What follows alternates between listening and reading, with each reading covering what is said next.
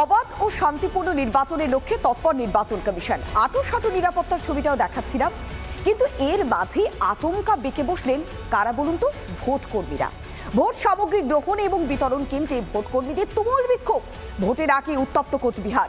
ভোটের কাজে টাকার দাবিতে চলে তুমুল বিক্ষোভ। টাকা না পেলে ভোটের কাজ তারা করবেন না, হুঁশিয়ারি দিয়েছেন ভোট কর্মীরা।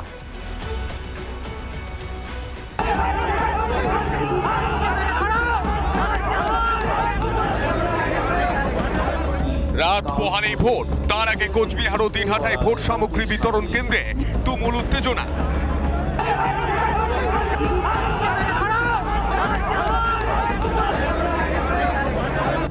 টাকা না মেলায় বিক্ষোভ ভোট কর্মীদের।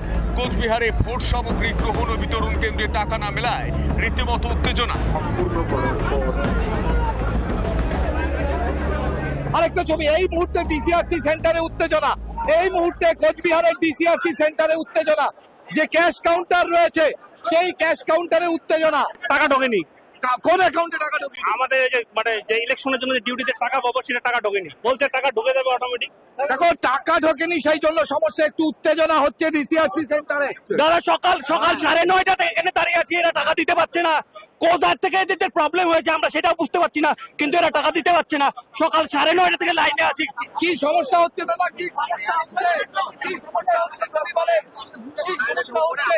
মানে কোনোভাবেই কিন্তু যারা কর্তৃপক্ষ রয়েছে তারা কোনো উত্তর দিচ্ছে না। যারা ভোট কর্মী তারা সকাল 9:30 থেকে রয়েছে এবং সে জায়গায় দাঁড়িয়ে উত্তেজনার সৃষ্টি হয়েছে। দিনহাটাতেও টাকা না পেয়ে তুমুল বিক্ষোভ ভোট কর্মীদের। পুলিশকে ঘিরে চলে বিক্ষোভ।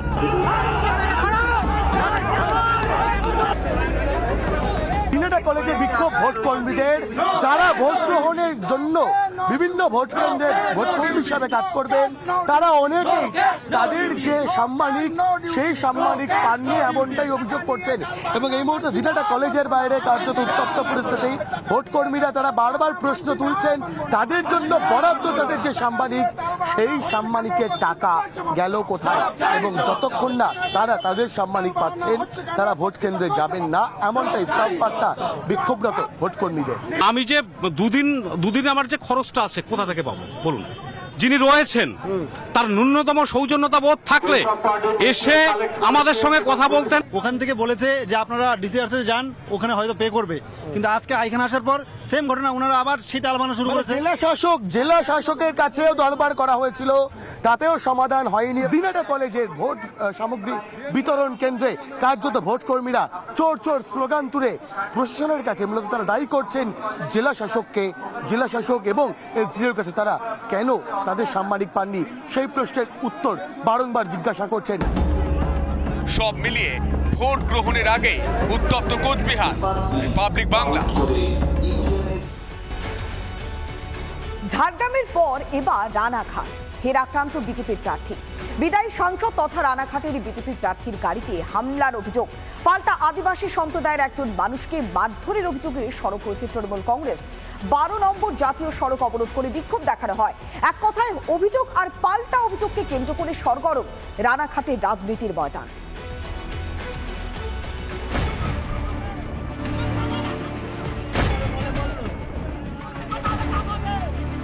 ভাঙচুর করা হয়েছে রানাঘাটের বিজেপি প্রার্থী জগন্নাথ সরকারের গাড়ি। এমনটাই অভিযোগ রানাঘাটের বিজেপি প্রার্থীর। ভেড়ি থেকে মাছ চুরির অভিযোগ পেয়ে তিনি সরেজমিনে তা দেখতে গিয়েছিলেন। তখনই তার গাড়ি ভাঙচুর করা হয়। তাকে মারধরেরও চেষ্টা করা হয়েছে বলে অভিযোগ। আমার গাড়ির ওপর হামলা করে আমার ওপর হামলা করতে যায়।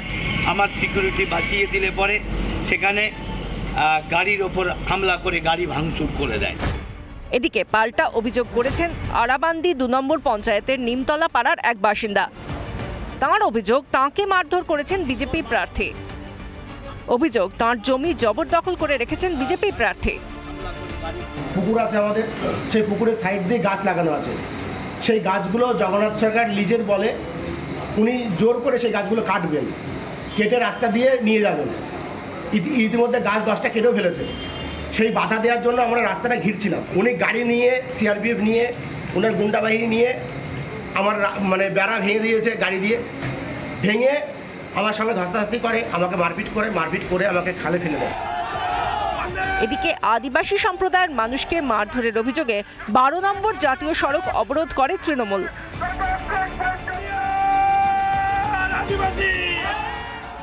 লিস্ট শেষ হয়ে যাওয়ার পরেও তিনি এই ভাইটাকে আবেদন করছিল বা বাই প্রেশার করছিল, তো আদিবাসী ভাইকে মেরেছে। আমরা এর তীব্র নিন্দা জানাই, প্রতিবাদ জানাচ্ছি এবং আমরা তার প্রতিবাদে আমরা আদিবাসী মানুষজন নিয়ে হাজার হাজার মানুষ এখন এই সুবিচারের জন্য আমরা প্রতিবাদ জানানোর জন্য রাস্তা অবরোধ করব।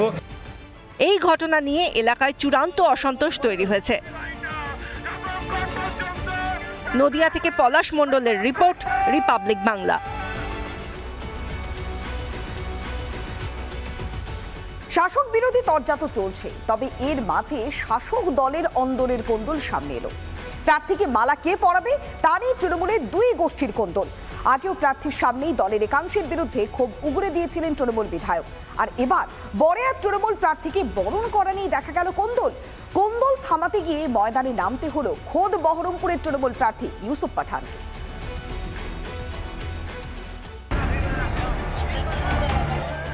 তৃণমূলের প্রার্থী ইউসুফ পাঠানকে মালা পরিয়ে বরণ করা নিয়ে প্রকাশ্যে তৃণমূলের দুই গোষ্ঠীর দ্বন্দ্ব। প্রার্থী ইউসুফ পাঠানের সামনেই দুই গোষ্ঠীর বচসা। মুর্শিদাবাদের বড়য়ার ঘটনা, কুলির পঞ্চায়েত প্রধান মালা পরাতে এলে তৃণমূলের ব্লক সভাপতি ও তার অনুগামীরা বাধা দেয় বলে অভিযোগ। পাঠান দাদা আসার কথা ছিল, আমাদেরকে জানায়নি। আমি কুলি গ্রাম পঞ্চায়েতের প্রধান, আমাদের যে ব্লক সভাপতি উনি আমাদেরকে মালা পরাতে দিচ্ছিলেন না। যদিও অভিযোগ অস্বীকার করলেন তৃণমূলের ব্লক সভাপতি গোলাম মোর্শেদ। দিয়েছে কি না দিয়েছে তার সঙ্গে আমার ঝগড়া হয়েছে না বকাবকি হয়েছে আপনারা নিজের চোখে দেখেছেন তো। হ্যাঁ, কেউ যদি বলে মালা পড়াতে দেয়নি সেটা তার ব্যাপার, ক্যান্ডিডেট তো নিজেই ছিলেন। তা কে কোথায় কি বলছে ও তো নিয়ে ছোটাছুটি মারামারি করলে তো হবে না। এর আগেও মঙ্গলবার প্রার্থীর সামনেই দলের একাংশের বিরুদ্ধে ক্ষোভ উগরে দেন হুমায়ুন কবির। এই ঘুম কিন্তু মুর্শিদাবাদ জেলায় ধরেছে, তৃণমূলের মধ্যেই অহংকার জন্মেছে। এই অহংকার কিন্তু মহান আল্লাহ তাআলা অহংকারীকে বরদাস্ত করেন না, পছন্দ করেন না। তাই আমি বলবো যে আমাদের মধ্যে কেন এত বিভাজন থাকবে। তৃণমূলের এখানে কোন্দল সেখানে কোন্দল, আজও কোন্দল কালও কোন্দল। ভোটের মৌসুমেও যেন দ্বন্দ্ব পিছু ছাড়ছে না তৃণমূলের। প্রচারেও দেখা যাচ্ছে কোন্দলে জর্জরিত শাসক দল। ইভিএমে কি এই শাসক কোন্দলের ফায়দা তুলতে পারবে বিরোধীরা? মুর্শিদাবাদ থেকে ইন্দ্রাশিস বাগচির রিপোর্ট, রিপাবলিক বাংলা। কোন্দল কাঁটায় জেরবা রাজ্যের শাসক দল তৃণমূল কংগ্রেস, আর এর মাঝেই শাসক দলের সৌজন্যেই দিকে দিকে বঞ্চনার অভিযোগ। শাসক দলের বিরুদ্ধে ক্ষোভে ফুঁসছেন সাধারণ মানুষ। এবার সেই নজির দেখা গেল দক্ষিণ 24 পরগনার কুলপিতে। 100 দিনের কাজের টাকা আত্মসাতের অভিযোগ তৃণমূল নেতার বিরুদ্ধে, আর সেই অভিযোগে সালিশি সভায় 3 জন তৃণমূল নেতাকে আটকে রেখে বিক্ষোভ দেখালেন গ্রামবাসীরা। ঘটনাকে কেন্দ্র করে ব্যাপক উত্তেজনা কুলপিতে।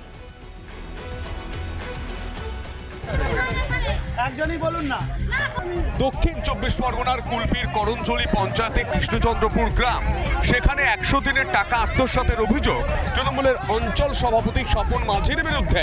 অভিযোগ, বারবার টাকা ফেরতের আশ্বাস দেওয়া হলেও এখনো মেলেনি টাকা। বুধবার বিকেলে বঞ্চিত শ্রমিকদের নিয়ে সালিশি সভা বসান তৃণমূল নেতারা। সভাতেই মজুরির হিসেব নিয়ে গড়মিল প্রকাশ্যে আসে। এরপরই উত্তপ্ত হয়ে ওঠে পরিস্থিতি। বিক্ষোভের মুখে পড়তে হয় তৃণমূলের অঞ্চল সভাপতি, বুথ সভাপতি সহ 3 নেতাকে। দীর্ঘক্ষণ তাদের আটকে রেখে চলে বিক্ষোভ, টানা হেঁচড়া।